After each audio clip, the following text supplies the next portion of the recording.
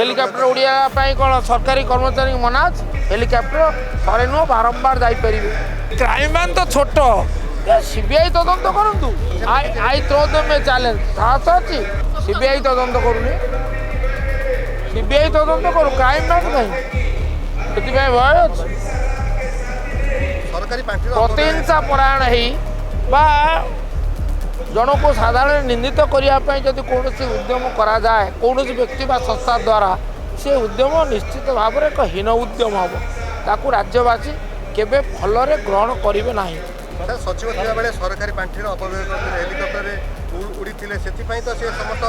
तथ्य उपस्थापन करथिले हेलिकॉप्टर उड़िया कौन सरकारी कर्मचारी मना अच्छे सरकार अनुमोदन नहीं कर्मचारी माने सरकारी कार्य निर्वाह करने जनस्वार्थर माने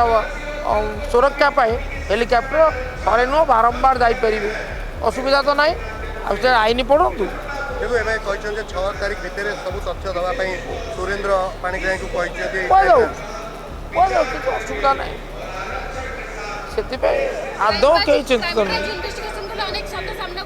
आसुने क्राइम मैन दिन कर कि सत्य सब आणुचे देखा तापर कहवा मुझे कहली क्राइम मैन तो छोट सीबीआई तदंत करूँ साहस अच्छी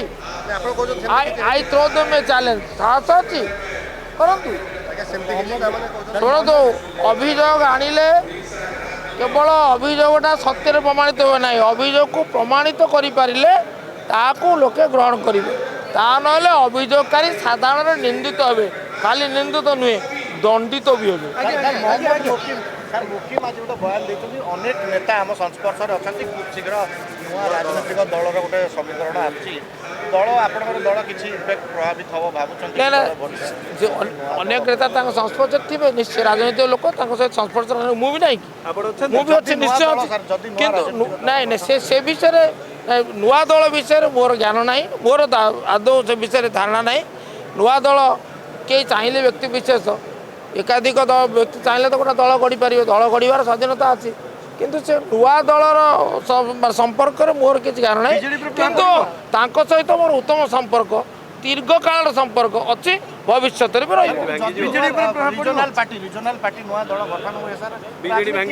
आउ कौ दल प्रभावित हम कि ना मुझे ना किंतु दृढ़ भाव में कहि बीजेडी प्रभावित हबार ना नवीन को नेतृत्व में बीजेपी दृढ़ एवं बीजेपी लोक सेवार समर्पित भारत पताका उड़ाइबारे जो दुस्साहस प्रदर्शन करते शर्त रखी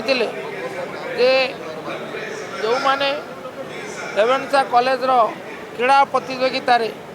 यूनियन जैक पताका परिवर्ते भारत पताका उत्तोलन कर गिरफ करा निशर्त खलास न कला पर्यंत पश्चिम छात्रावास ये जातीय पताका उड़ब भारत वर्षर पताका उड़ब आ यूनियन जैक उड़ब ना ओह्ल तुलसी दुई पत्र बासे तो स्पष्ट जना पड़ा से निश्चित भाव में भविष्य जड़े महानायक भाव में उभा एवं ताई है जीवनी अध्ययन कले अनेक कथा शिक्षा करने को पड़े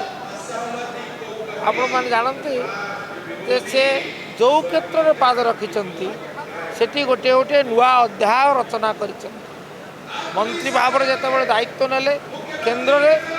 प्रतिरक्षा मंत्री उपमंत्री और राष्ट्रमंत्री सेतेबेले ओडिशा पई दुईटी अवदान रखीगले गोटे है INS चिलिका जहाँ विशाखापट्टनम आनी चिलिका प्रतिष्ठा कले एवं जहाँ फल सेठी ओडिया युवक मानक गोटे मर्यादापूर्ण निजुक्तिर सुजोग खोलिला एवं ता सहित ये जो गोला बारूद कारखाना ताको महाराष्ट्र आनी ओडिशा रे स्थापन करते बलांगीर सईतला ये कम बड़ कथा नुहे तापर द्वितीय सबुठ बड़ अवदान है से ओडिशा रु मात्र 200 पिला नियमित भाव में आम सेना विभाग में जाऊे किंतु बाबू जगजीवन राम को प्रभावित कर एक नुआ निर्देशनामा लिखिले जहाँफल से संख्या 2010 गुण बढ़ला ये कौन कम बड़ अवदान ये एक अभावनीय अवदान आपर सबुठ खुशी कथा है ओडिशा सहित दिल्ली संयोग नथिला रेलपथर नथिला कि आकाशपथर नथिला ତେଣୁ ନୀଳାଚଳ ଏକ୍ସପ୍ରେସ୍ ଟ୍ରେନ୍ ଚାଲିଲା ତାଙ୍କରି ଯୋଗୁଁ ଏବଂ ବିମାନ ସେବା ମଧ୍ୟ ଆରମ୍ଭ ହେଲା ଓଡ଼ିଶାରୁ ଦିଲ୍ଲୀ। ସେଥିପାଇଁ ମୋର ମନେ ପଡ଼ୁଛି ଏମ୍ ଚଲପତି ରାଓ ଯିଏକି ଲିଙ୍କ ପତ୍ରିକାରେ ଗୋଟେ କବିତା ଲେଖିଥିଲେ ଷ୍ଟେଟ୍ ଅଫ୍ ଦି ନେସନ୍। ସେ ପତ୍ରିକାରେ ତାଙ୍କୁ ଟ୍ରିବ୍ୟୁଟ୍ ଜଣାଇ ସେ ଲେଖିଥିଲେ if Kamlapati could flag a train or two, JB Patnaik could fly beyond Bhubaneswar too। ତେଣୁ କେଡ଼େ ବଡ଼ ବ୍ୟକ୍ତିତ୍ୱ ଆଉ ସବୁଠୁ ଅନେକ ଦିଗ ଭିତରେ ଗୋଟିଏ ଦିଗ ଯାହା ମୋତେ ବିଶେଷ ପ୍ରଭାବିତ କରିଛି ଯେ ସେ ଥିଲେ ସ୍ଥିତପ୍ରଜ୍ଞ। ସେ ଖୁସିରେ ଆତ୍ମହରା ହେଉନଥିଲେ କିମ୍ବା ଖୁସିରେ ଉଲ୍ଲସିତ ହେଉନଥିଲେ କିମ୍ବା ଦୁଃଖରେ ଭାଙ୍ଗି ପଡ଼ି ଆତ୍ମହରା ହେଉନଥିଲେ। ସେ କହୁଥିଲେ ବୁଦ୍ଧଙ୍କ ବାଣୀରେ ବିଶ୍ୱାସ କରି ଏ ସମୟ ରହିବ ନାହିଁ। ତେଣୁ ସେ ସମସ୍ତଙ୍କ ପାଇଁ ଆଦର୍ଶ ହେଇଗଲେ। ସେ ବହୁତ